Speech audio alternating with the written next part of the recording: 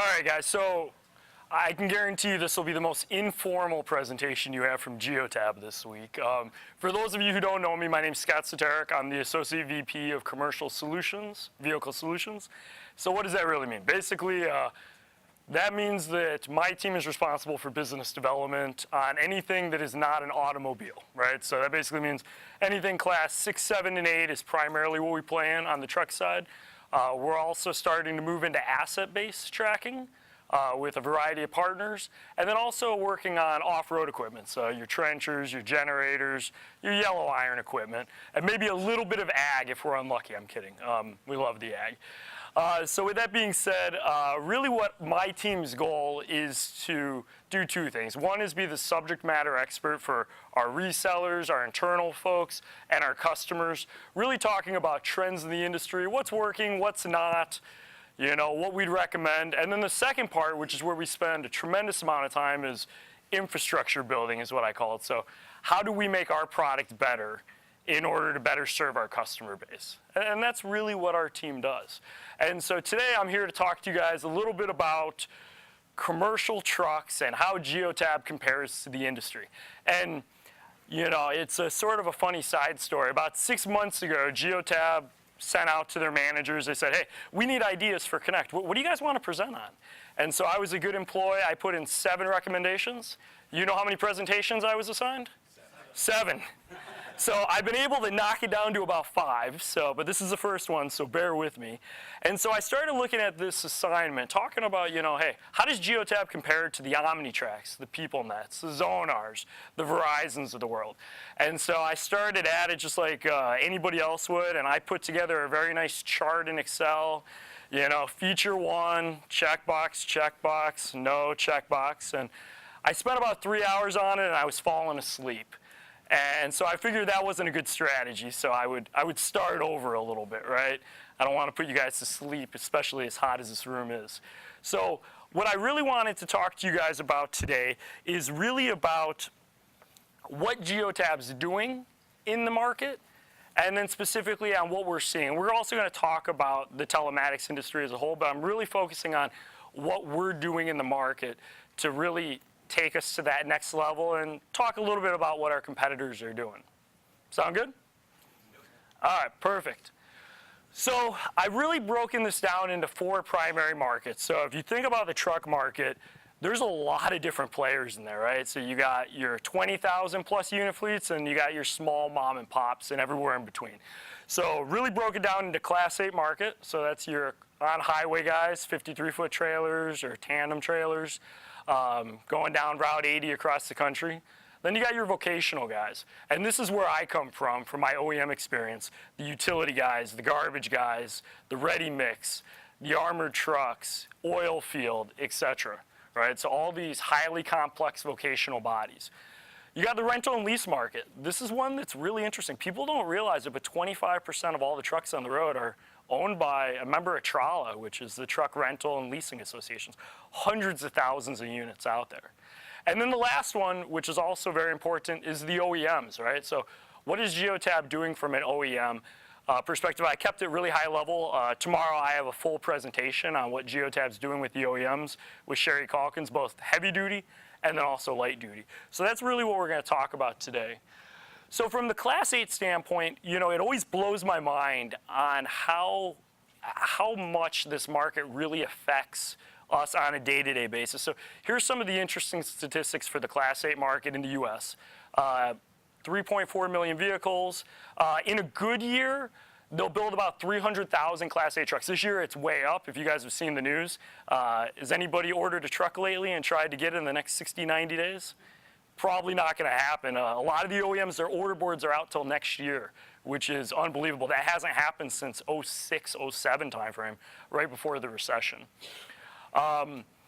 You look at the big guys, so this is sort of the Daimler, PACCAR, Volvo, Mack, and then international trucks. Those are the big 4 Class 8 OEMs. Those are the household names. Once you get into Europe, you got MAN, Scania, and Volkswagen, a whole bunch of other guys. But stateside, these guys are dominant. 71% of all freight is moved by a truck. There's obviously not a rail coming to the back of your grocery store to deliver groceries. So if the trucking industry isn't moving, There's nothing on the shelf at your local grocery or your local retailer. So it's a huge part of the GDP. And then probably the most important thing is there's 3.5 million drivers. It's really interesting. I was sitting in a hearing for the Senate Commerce Committee, and it was really interesting. We had Chris Spears from ATA. There was Teamster, Secretary of the Teamsters. There was a safety group, some FMCSA guys, and they were talking about autonomous trucks and how it was going to take away jobs. And ATA is like, well, hell, we're only down 50,000 drivers right now. So, I mean, I think we have a problem right now. So driver retention is a huge part of what the big fleets are doing right now. How can we retain our drivers? There's loads out there that are very profitable, but you need a butt in that seat to move the truck.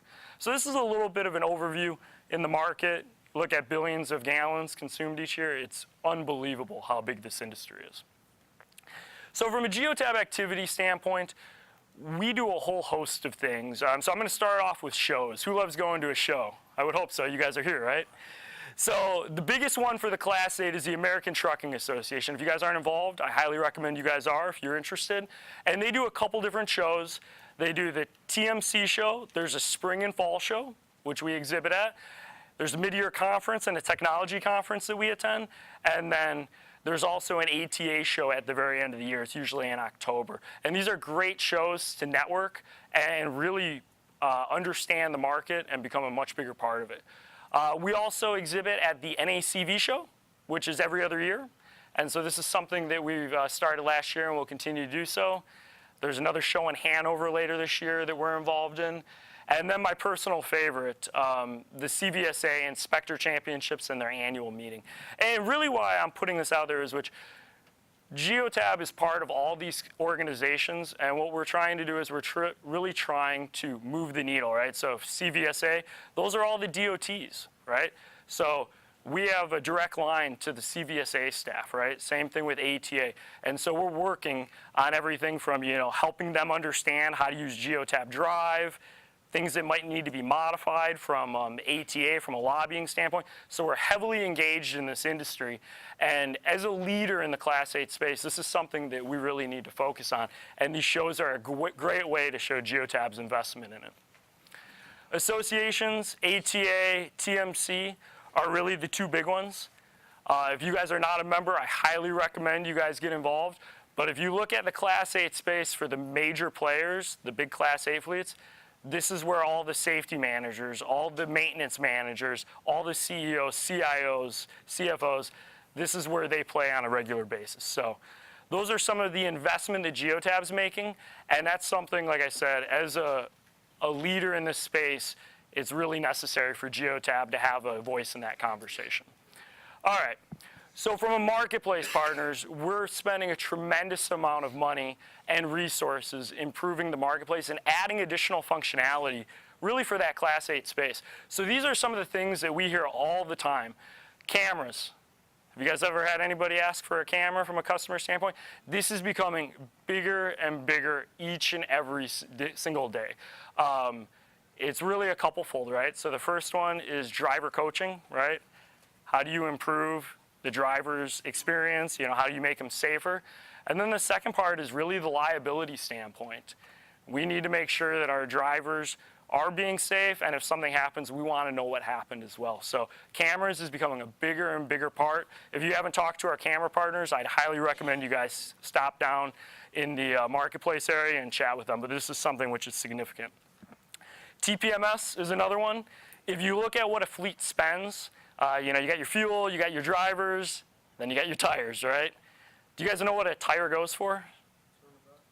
It's more than that. That would be pretty nice. If you get a super single, it could be damn near $1,000, depending on where you get it. So you guys see all those retreads on the side of the road?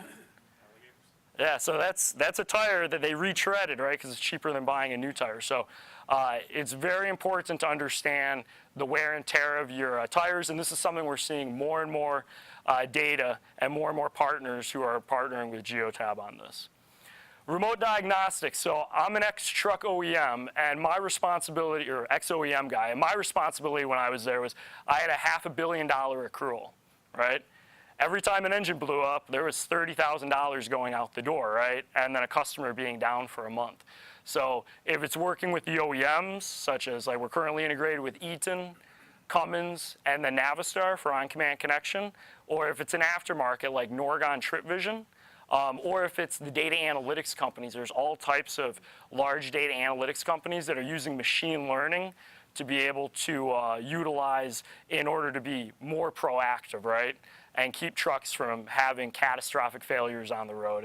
And there's a whole, I could talk about that for a good hour, 2 hours, but remote diagnostics is becoming more and more critical from a fleet standpoint. I use the old adage, first diesel engine, 1896. For 118 years, we've done the same thing. The truck breaks, we tow it in, we fix it, and we send it out. In the not too distant future, it'll be very common to say, hey, the truck will fail, we're gonna proactively fix it, and get it back out on the road in a scheduled, controlled manner. So we're hearing that a lot, and we're investing in that.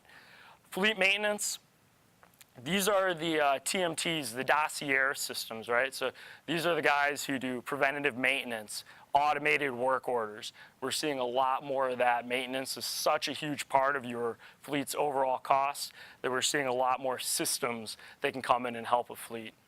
ADAS. Once again, safety, you got your Mobilize, your Bendixes, anybody who can help that driver make a better decision in the cab. It's unbelievable. I have a new Chevy truck, and I had a guy stop in the middle of a 55-mile-an-hour road, and it slammed on the brakes and stopped me from rear-ending. That's technology that's in trucks today and will continue to evolve and have a larger take rate at the factory. So this is something else we're seeing a lot of. TMS providers, you guys familiar with McLeod, TMW, Prophecy? If you deal with this space and you don't know them, you need to know them. These guys are the guys which do all the dispatch, so basically all the driver dispatch and a whole host of other things. These guys are the workhorse that allows the fleets to successfully run their day-to-day operations. And in the last 2 years, we've made tremendous investment in adding and then enhancing these integrations, and we're going to continue to work on it and make it better. But in order to play in this market, you need to have McLeod and TMW integration. Gamification. So how many of you guys are millennials? I cut it by like a couple, not too long, but we don't have attention spans is what I'm told by my friends. Everything, you got to keep our interest, right, is what I'm told. So yeah, that and a whole bunch of other stuff. But at the end of the day, how do you make driving more interesting to a driver, right? How do you get them excited? How do you get them excited about going from 6 miles to the gallon to 7 miles a gallon, right? And so we're starting to see more and more driver gamification apps, which will actually rank you. Who wants to be 99 out of 100? Nobody, right? So get competitive spirit in, and it starts moving them up the chain, right? Everybody wants the visibility, how they're doing, and at the end of the day, it really helps the fleet improve their bottom line. So we're seeing more and more gamification applications. And then the last one is driver experience applications. And what I really mean by that is the telematics industry for Class 8 over-the-road fleets really hasn't changed all that much. You have your $2,000 device in the cab, right? And you got your circle of service, and it's on a blue screen in some cases. Very old school. I had a fleet who was their CIO, a very large fleet. He said, my current provider, a driver compared it to an Atari computer. That's not good for driver retention if you're going to compare it to an Atari computer. So at the end of the day, we're starting to see more applications which are user-friendly. They actually incorporate a full circle of service where if there's a breakdown, right, or if I need to stop and get fuel, or if there's an accident, I need to call back to my back office and talk to a maintenance guy. I can do a video chat, right? I understand how many hours I have. Understand how many hours I have, so maybe if I need to repower the load for the back office. So we're starting to see more sophisticated systems that are more Android or Apple-based that are really going to consume the market in the next year to 3 years, we believe from our standpoint. So I just wanted to share with you, these are some of the things that Geotab is investing very heavily on. And if you look at the market as a whole, Geotab invests $20+ million a year on R&D, and we have over 160 engineers, and we look at stuff like this as the future for Geotab, and so we're spending a tremendous amount of money on this to provide additional value adds. All right, so feature requests, my favorite one. Anybody have a feature request? There might be one or two in here. So the number one feature request that I get, just like any telematics provider, is hours of service requests. And I have another hour presentation this afternoon talking about that if anybody's interested. But at the end of the day, there's so many variations. It could be an improvement, right? Somebody wants this workflow to be a little different. It could be a brand new feature set. So did you guys know that Oregon has their own rule set? Or that Texas has their own rule set, or Florida, or California, and the list goes on and on and on, right? We have endless amounts of requests that Geotab's processing, and we have a team of 10 developers that are going through that and consistently adding additional functionality to the Geotab application. Additional data sets. This is one of my favorite ones in which everybody wants more data. You guys all heard Neil talk about big data. And as a telematics provider, it's really interesting. We have to play somewhere between a telematics provider and a data logger.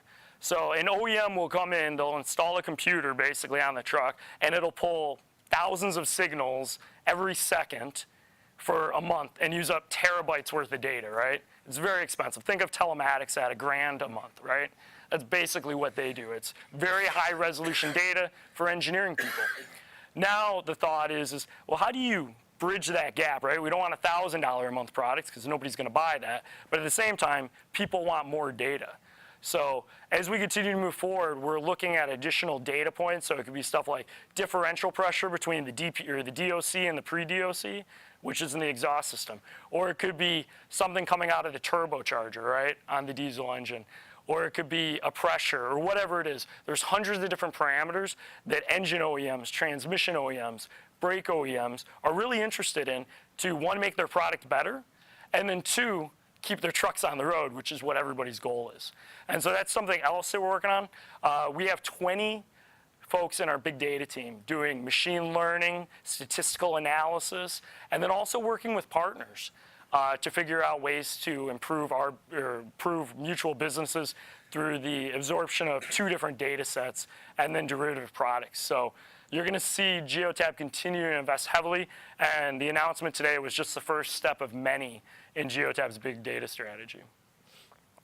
So those are the 2 big ones I get. Customer feedback is this. It's pretty simple. The biggest thing that I get over and over is we're looking for a partner. Maybe my current system will take me till 2019, 2020, but in 2022, 23, 24, I need a partner who can grow with my business, right?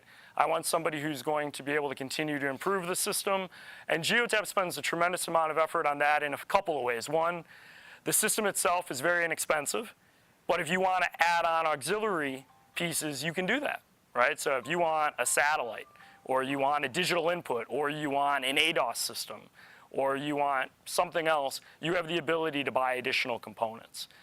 In addition to that, it's a software approach, right? So we release software monthly, continuous innovation, and then firmware goes out quarterly. So want something that'll work for me today, but then also in the future as well. So that's something which we hear over and over again. Driver experience, we talked about that. That's another huge piece. And then big data and access to their data. So in 2018, it'll blow your mind, but most systems in the telematics industry are proprietary. They are. There's no open APIs. I have people who are on the board or advisory boards of some of our competitors. They're on the advisory board, and they can't get their data out. So having open APIs is significant to any fleet larger than 300-400 units who has an IT department. So that's the Class 8 space as what we've been working on and what we see. And those are some of the things that the industry is getting their head wrapped around on a daily basis. So into the vocational market. So these are my favorite. So this is sort of the market. So utility is by far the biggest. Did you guys know that half of the utilities, the public sector utilities, they don't have telematics? We were at EUFMC last week. About half of them don't have anything. So when they come out to fix your line, they don't know where the trucks are at. And so that's something which you're going to continue to see more and more people coming into that, or I'm sorry, taking up telematics. Oil field construction, huge markets, and we're starting to see a lot more penetration. Refuse is another one. And then the last one is armored truck. So these are some of the bigger vocations out there. And I only pick these because they're the largest ones. If you want a smaller market, my personal favorite is, you guys familiar with an underbridge inspection unit? So think of a utility bucket, but out, down, and underneath the bridge. 70 feet underneath the bridge. And you're driving all at the same time while you inspect it. But they start at $1 million and they only make about 70 of them a year. So we don't talk about them, but very interesting. So these are some of the markets that Geotab's heavily focused on. Oh, and ready mix. Can't believe I forgot that. So the first one is shows, same thing, World of Concrete, NTEA, Waste Expo, ACT's Alternative Fuel, and then EUFMC. So these are all of the leaders in these specific segments. These are their shows, right? If it's Alternative Fuel for ACT Expo or World of Concrete, or if it's Waste Expo, you'll go to Waste Expo and you guys will see the cleanest garbage trucks you'll ever see. I mean, it's unbelievable. I mean, these things are polished, you know. Can't believe how clean they are. They don't last very long, but anyway. And then AEMP, which is off-road standard. So these are the shows that we're involved in on a regular basis today. Off years, Con Expo. It was last year here. If you guys ever get a chance to go, it's about 120,000 people in Vegas playing with huge equipment. And I always remember coming out of college, and I'm at Con Expo. I think I'm 22. And I walk up to a guy who's selling a crane. And I look at him. I'm like, how many of those do you got to sell in a year to have a good year? You know what his answer was? 1. What's a good year? 2. What's a bad year? 0. I just had to chuckle. You know, $20 million cranes. You get a couple points. You know, you're doing pretty good. And then IQ, another great show. If you guys want to go 160 feet up in the air in a bucket truck, that's the place to do it. But these are the shows that we invest in and we go to on a regular basis. Associations, same basic thing as the Class A. These are the guys who help make the decisions and really push the envelope. So AEMP is huge. And what I mean by that is every single John Deere, Caterpillar, Komatsu, Kubota, Case IH, anybody which has telematics from the factory, they can send their data via AEMP standard into a telematics device. So you could have, let's say, a couple hundred pickup trucks, and then you could also pull your 10 excavators into the system as well. So one platform for everybody.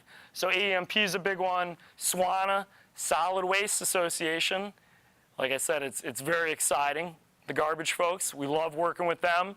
And then NTEA, and we're evaluating membership with them right now. But those are some of the associations that we're actively involved in. Marketplace partners. So these are the things that we hear over and over. How many of you guys are familiar with Bluetooth beacons? Okay, good. This is something that's pretty unique to Geotab. So Bluetooth beacons, there's these little beacons. And basically, we have a little Bluetooth antenna plugged into the Go device. And essentially, you could put this beacon on whatever you want, right? So my personal favorite is porta potties. So you're the porta potty guy, and you're going to the county fair. You want to know where you left the porta potty. So I left it here, and then there, and there. And then when at the end of the fair, I come and pick them all up. I know exactly where they're at. But the best part is there's an accelerometer in there, so they know when they're power washed, so they know when they're actually cleaned, as an example. So something really simple, but yet really powerful. And they have batteries that last 2 to 3 years, which is really cool. So you can literally put them on high-dollar tools, put them on a porta potty, anything that you find value in, it can track where you left it, right? And what's going on with that. So Bluetooth beacons is huge, and you're going to start seeing more and more of them as we continue to grow that part of the business. Cameras, same thing as the Class A guys. These guys want to know what's going on. At the end of the day, how many of you guys have ever called your garbage company and said, hey, the guy didn't come and pick up my garbage? Oh, I have. I've complained. And so what I've been told when I call them is, well, we have a camera on that truck, and your bin was 10 feet up the driveway. And guess what? You're waiting till next week, right? Or you hit my cat. I didn't hit your cat, I swear. We have video proof. There's no cat. We didn't hit anything, right? So cameras is a big thing as well, and we're starting to see more and more of that on the vocational side. Tire pressure monitoring systems, same thing, especially on the heavy haul guys in mines. Anything that carries heavy loads, they really got to understand temperature and what the pressure is as well. And the remote diagnostics. The interesting thing about remote diagnostics is A Class 8 truck, what do you guys think it costs when a Class 8 truck goes down for a day? I know, it depends. Usually the numbers I get between $700 and $1,300 a day. One day of being down. You multiply that times 7, 14, 21 days, it's pretty high. Once you start getting into the utility market or the construction market, have you guys ever seen extra garbage trucks at your local Ryder, Penske, National Lease location? Nope. And if you don't have a spare, you don't have a spare, right? So the high dollar equipment with $100,000 plus bodies on the back, it's really hard to lose that piece of equipment for a day, 2 days, a week. And so remote diagnostics is huge for this industry as well. Fleet maintenance, same thing. These guys really beat these trucks up, right? When they're going off-road, garbage trucks, heavy loads. How many guys do you guys think a garbage truck is overloaded? Not always, but if it's wet, it definitely is, right? As an example. So, this is another big part, fleet maintenance. How do we maintain the vehicle at the highest level? And then the safety systems as well, and then routing. So these are some of the big things that we hear about from the vocational industry as being big. So the big feature request I have, and I always encourage you guys to give me feedback, AMP, so integration, where we can pull yellow iron data from the factory OEM into our system. So we're working on that. Hours of service request, these guys have a ton of them. Usually they're within a state, and so they have other things that they can do, which maybe somebody who crosses state lines can't. So we get a lot of requests on that.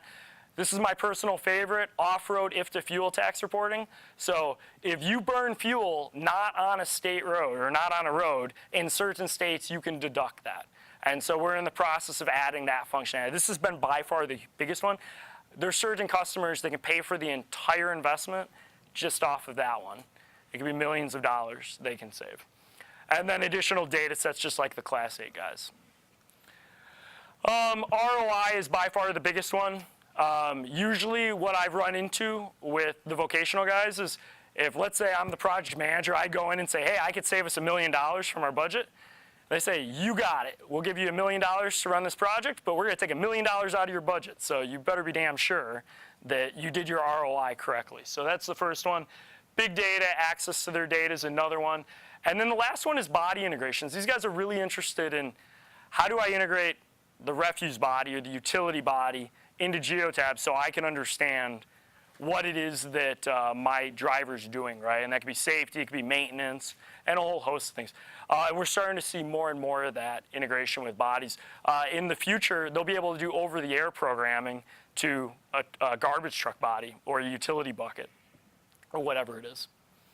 All right, getting to the end, guys, so bear with me. I know it's hot in here. Rental and leasing market. We're heavily engaged in something called Trala. And this is something that are, from a competitive standpoint, not a lot of people really get all that involved in. So we do sponsorship for their board meetings. We do annual shows. From a competitive advantage standpoint, Geotab's really focused on our OEM relationships. And so that's something is a huge value add to that market. When you have hundreds of thousands of vehicles, they want some OEM perspective. Our hardware costs and installation, and then functionality, and then lastly, our amazing reseller network can really support these smaller independent rental and leasing organizations. So those are some of the things that we're working on today from Trala, and then working with our reseller network to help get all these folks who don't have telematics in their rental and leasing fleet, get those added. Customer feedback in this segment is IFTA. That's huge. If it's through us, through their own back end or through a partner, hours of service has been huge for the rental and leasing industry. I don't know if you guys were aware, but they really didn't think about the renting industry when they passed hours of service, not even a small bit. So there's all types of back office systems, and we're working with a bunch of them right now on how to provide hours of service when you come in and rent a truck as well. So that's been a big project for Geotab. And then simple to use, that's the other thing. Obviously, a driver who has their own system, that's complicated enough, but then coming in and using a different system is even more complicated, so we're trying to keep it simple. And then obviously cost savings. How do I reduce costs by adding your system? All right, last section, we'll get to question and answer. OEMs, right? So if you look at an OEM, there's really two different types. The first one are tier one providers. So those are the guys who make engines, transmissions, brakes, braking systems, and so on and so forth. So the most common integration that Geotab does is a marketplace integration. So the average tier one provider doesn't want to put a telematics device in their module. They want to partner with the Geotab or one of our competitors, take that data, pull it into their back office system, do machine learning, statistical analysis, and really be able to build a better product and be proactive. From a warranty standpoint, an engine's 30 grand, a transmission could be 20 grand. It's very expensive. And then really helping that customer interpret the data.